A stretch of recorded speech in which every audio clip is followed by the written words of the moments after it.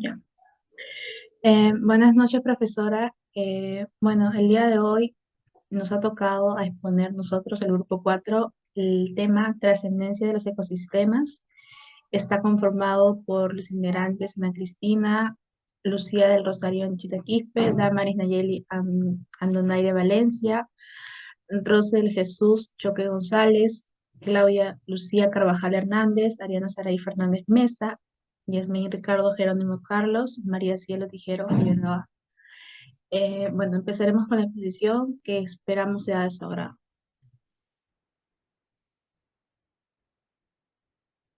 Y ahora, ya. Definición del medio ambiente. Este es el primer punto de nuestra exposición. El medio ambiente es el sustento básico de la vida en el planeta. En este sentido, el medio natural desarrolla diversas funciones que puedan considerarse económicas, ya que inciden directa o indirectamente en las actividades económicas de los hombres.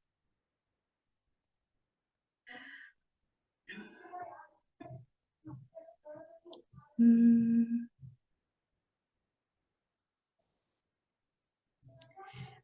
Factores ambientales. Le doy paso a mi compañera para que siga con la exposición. Como segundo punto, tenemos los factores ambientales. Los factores ambientales se refieren a los elementos ambientales que constituyen la interrelación, la cual condiciona la dinámica de la vida en la Tierra. Además, es considerado como agente o acciones naturales que tienen el potencial para contaminar componentes ambientales de manera individual o hábitat en conjunto. En ellos tenemos abióticos, bióticos, sociales y culturales. Abióticos. Los factores abióticos o físicos en la ecología se centran en el estudio de los componentes no vivos del medio ambiente que rodean a las especies y que le permiten vivir, al determinar la disponibilidad de recursos esenciales como la luz solar, el aire, el oxígeno, materia inorgánica o los minerales. Se esclarece que los organismos pueden sobrevivir en un lugar determinado. Ejemplo, el oxígeno disuelto en el agua es esencial para la vida. Su concentración no solo depende de los procesos de producción y consumo, sino que la interacción de otros factores abióticos como la temperatura provoca variaciones afectando a la fauna y flora de estos ecosistemas. Bióticos. Los factores o componentes bióticos son todos los organismos vivos, animales, plantas, hongos, bacterias y otros microorganismos, es decir, el conjunto de los reinos de la naturaleza, así como la interacción que guardan entre ellos. El conjunto de estos factores da lugar a lo que conocemos como biocenosis. Ejemplo, productores. Las plantas, a partir de la energía que captan y de la sustancia inorgánica del medio físico, elaboran sus componentes orgánicos como la fotosíntesis o la síntesis sociales. Se denominan factores sociales a todas las influencias externas que recibimos de nuestro entorno, es decir, aquellos aspectos que provienen de círculos cercanos, familia, amigos, compañeros de trabajo, comunidad próxima y que impactan en lo que pensamos y sentimos. Culturales. La cultura ambiental es la forma como los seres humanos se relacionan con el medio ambiente y para comprenderla se debe comenzar por el estudio de los valores. Estos a su vez determinan las creencias y las actitudes y finalmente todos son elementos que dan sentido al comportamiento ambiental.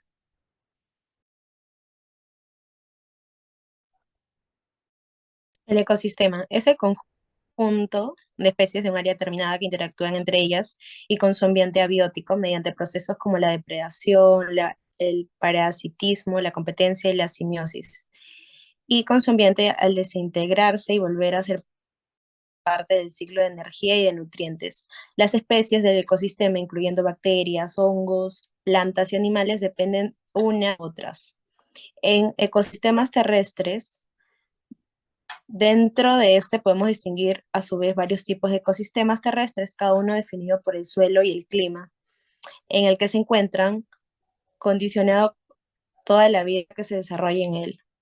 El ecosistema desértico se caracteriza por ser un terreno extremadamente inhóspito en donde no existe prácticamente vegetación ni fauna, ya que solo las especies más duras son capaces de sobrevivir en este entorno tan hostil. El ecosistema forestal, este tipo de ecosistema Es aquel que tiene como vegetación predominante en los árboles y la flora en general y representa un 25% de la superficie terrestre del planeta.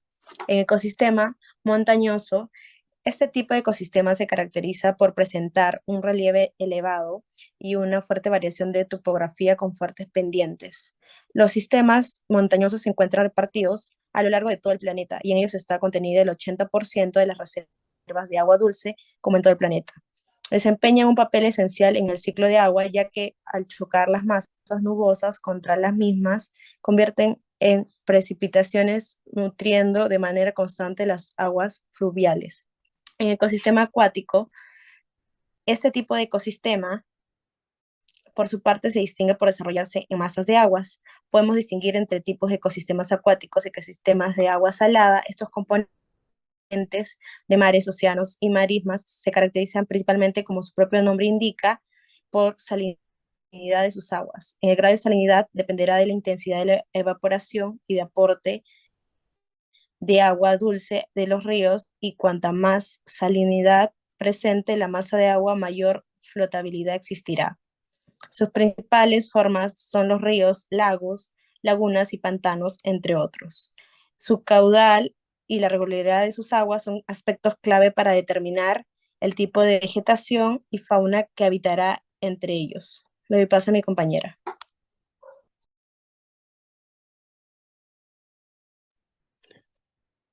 Residuos sólidos. Según la ley de cualquier país, hace referencia a cualquier material que es considerado desecho y que es necesario eliminar. Esta eliminación tiene como objetivo evitar problemas sanitarios o medioambientales, entre otros. Clasificación de los residuos. Nos centraremos en cuáles son los diferentes tipos de residuos y las características de estos, siempre definiéndolos desde el punto de vista de la sociedad. A continuación se exponen cuáles son los tipos de desechos en cuanto a su peligrosidad, su origen y su composición. Tipos de residuos según su peligrosidad. Inertes son aquellos que, una vez depositados en el vertedero, no sufren transformaciones físico, químicas o biológicas significativas. Peligrosos, los que por sus características suponen un peligro para el medio ambiente y los seres vivos. Todos estos residuos están recogidos en una lista publicada en el RD y se refiere a la mayoría de los aceites, disolventes y envases que hayan contenido sustancias peligrosas. No peligrosos, los que no se encuentran ni en el grupo de residuos inertes ni peligrosos. Todos ellos son el plástico, el papel o el metal, y todos aquellos que no han sido contaminados con ninguna sustancia peligrosa. Tipos de residuos según su origen.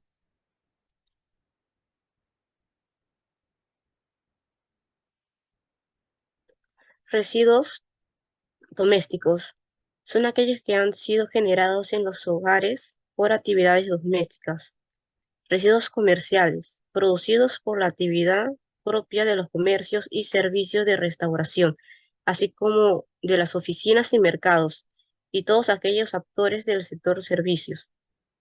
Residuos industriales, los que resultan de los procesos de producción, transformación, consumo o mantenimiento generados en la actividad industrial.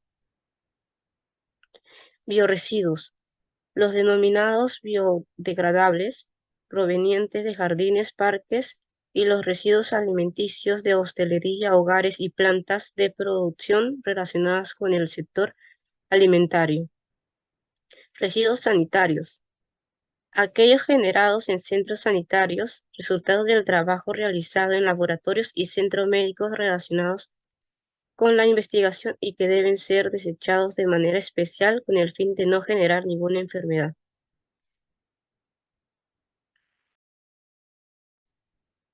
A continuación, los recursos naturales son aquellos elementos que se originan en la naturaleza sin la participación del hombre. Por ejemplo, el suelo, la atmósfera, los minerales, el petróleo, el carbón, el agua, las plantas, entre otros. Estos recursos son importantes y valiosos porque es la base del ser humano para cubrir ciertas necesidades que garantizan su bienestar como la construcción de viviendas, alimentación, producción de energía y hasta las medicinas. En la clasificación de los recursos naturales tenemos según su origen.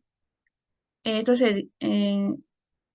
es en recursos naturales bióticos y recursos naturales abióticos.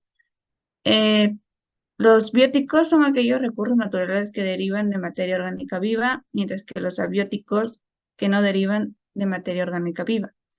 Según su estado de desarrollo, tenemos naturales, potenciales, actuales y de reserva. Y según su capacidad de renovación, tenemos renovables o de flujo, recursos no renovables o de stock y recursos inagotables o perennes.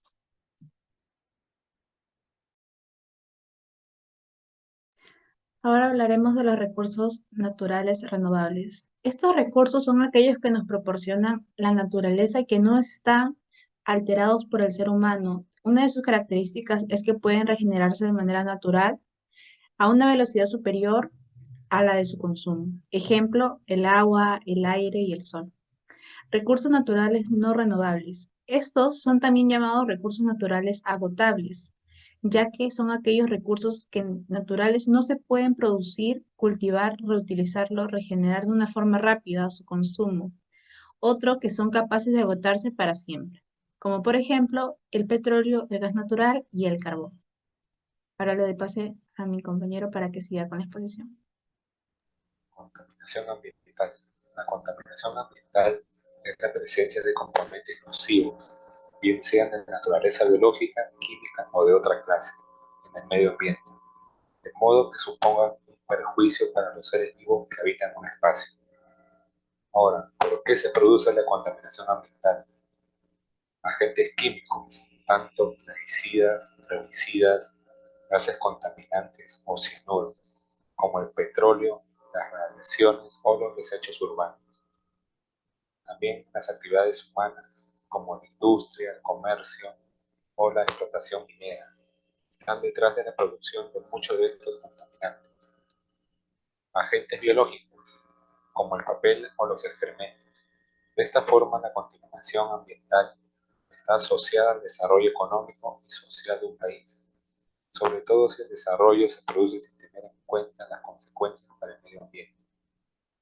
Por esto es necesario llevar a cabo un desarrollo sostenible.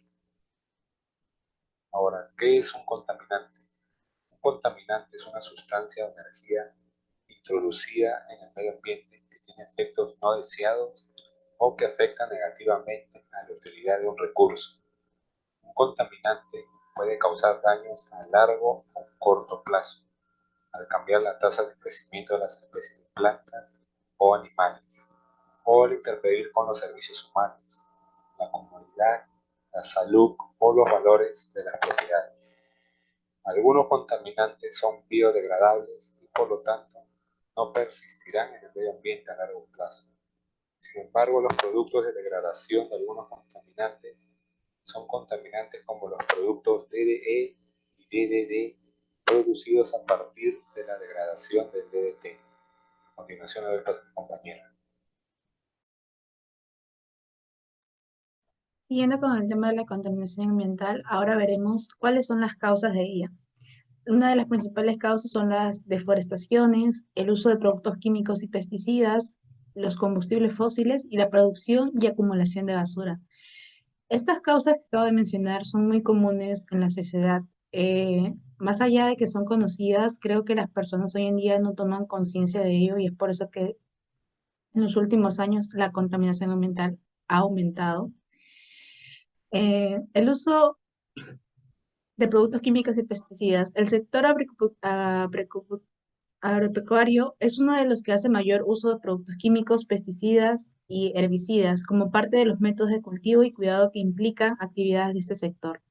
Los los combustibles fósiles son un relevante factor de contaminación. Desde los métodos de extracción como de refinamiento y uso impactan de manera negativa el medio ambiente.